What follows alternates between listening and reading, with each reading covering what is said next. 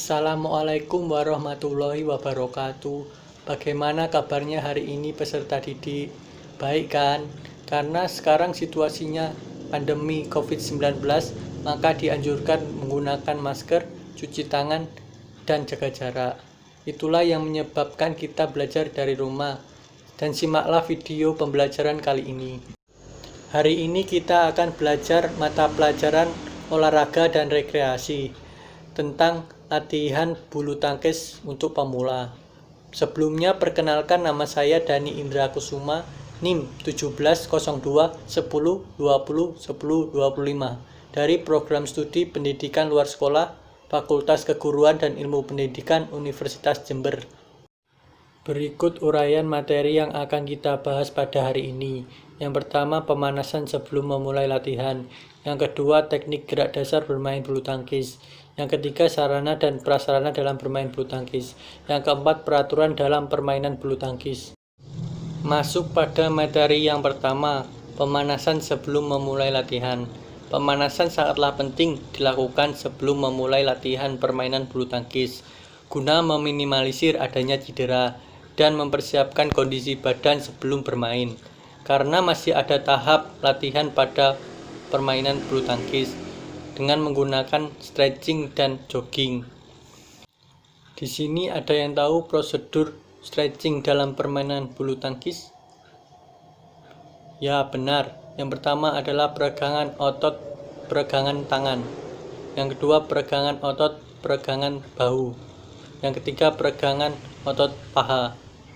Yang keempat, peregangan otot punggung. Yang kelima, peregangan otot perut. Yang keenam, peregangan otot leher. Masuk pada materi yang kedua, teknik gerak dasar bermain bulu tangkis. Bulu tangkis merupakan salah satu olahraga yang menggunakan raket, yang dimana permainannya dilakukan oleh dua orang untuk permainan tunggal dan dua pasangan untuk permainan ganda. Secara garis besar, teknik dalam bermain bulu tangkis dibagi menjadi 3 teknik. Yang pertama, teknik memegang raket, merupakan dasar dan wajib untuk dikuasai ketika memegang raket. Ada 4 macam yang bisa dipilih dan digunakan sesuai dengan kebutuhan dan kenyamanan masing-masing pemain bulu tangkis. Yang pertama, American grip. Yang kedua, forehand grip. Yang ketiga, backhand grip. Yang keempat, combination grip. Yang kedua, teknik footwork. Pada teknik footwork atau gerakan kaki, pemain bulu tangkis perlu meningkatkan kelincahan pada posisi gerak kaki, baik ke depan, ke samping maupun ke belakang. Yang ketiga, teknik memukul. Setelah menguasai teknik memegang raket dengan benar, selanjutnya berganti teknik yang sangat penting, yaitu teknik memukul. Ada sejumlah jenis pukulan yang dapat dipelajari. Yang pertama, teknik service. Yang kedua, teknik drive. Yang ketiga, teknik underhand. Yang keempat, teknik overhead. Masuk pada materi yang ketiga, sarana dan prasarana dalam bermain bulu tangkis. Ketika bermain bulu tangkis, ada saja barang yang harus dibawa ketika bermain bulu tangkis. Berikut daftar perlengkapan yang harus dibawa ketika bermain bulu tangkis. Yang pertama adalah lapangan. Lapangan digunakan untuk bermain bulu tangkis. Yang kedua adalah net. Net adalah pembatas area permainan, berbentuk seperti jaring. Yang ketiga adalah kok. Kok adalah alat vital yang digunakan ketika bermain bulu tangkis. Yang keempat adalah raket. Raket digunakan untuk alat memukul ketika bermain bulu tangkis. Yang kelima adalah deker atau alas kaki. Digunakan sebagai alat tambahan ketika bermain bulu tangkis, bisa digunakan maupun tidak. Yang keenam adalah sepatu. Sepatu digunakan untuk bermain bulu tangkis agar tidak terluka. Yang ketujuh, kaos kaki. Selain sepatu, kaos kaki digunakan untuk melindungi kaki supaya dapat bermain dengan nyaman.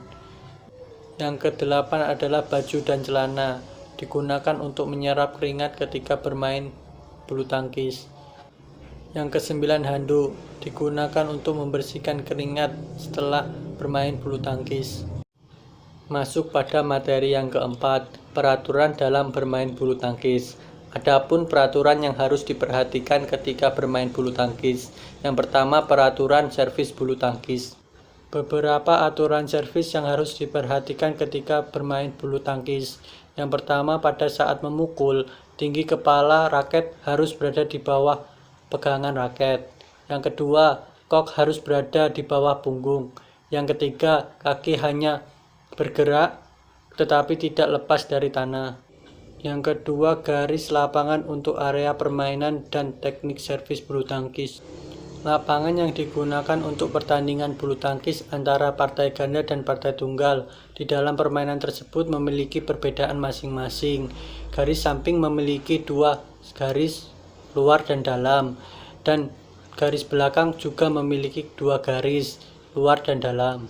Yang ketiga, jenis pertandingan. Ada 2 jenis pertandingan dalam permainan bulu tangkis. Yang pertama, pertandingan ganda. Telah ditetapkan pihak mana yang akan melakukan servis, memulai pukulan servis yang pertama kepada musuh. Yang kedua, pukulan servis pertama dilakukan dengan pihak berada di sisi dalam lapangan, selalu dilakukan dari bidang servis kanan. Yang kedua, pertandingan tunggal. Ketika permainan akan melakukan servis atau menerima servis dari bidang servis. Selanjutnya, kedua pemain yang akan bertanding mengubah bidang servis masing-masing dari tempat pemain yang berdiri. Yang keempat, sistem penilaian atau penghitungan poin dalam permainan bulu tangkis. Ada beberapa jenis penilaian atau penghitungan poin dalam permainan bulu tangkis, di antaranya sistem pindah bola atau sistem rally point. Cukup sekian pembelajaran kali ini. Semoga apa yang telah saya sampaikan dapat dipahami oleh warga belajar dan bermanfaat. Kurang lebihnya mohon maaf. Wassalamualaikum warahmatullahi wabarakatuh.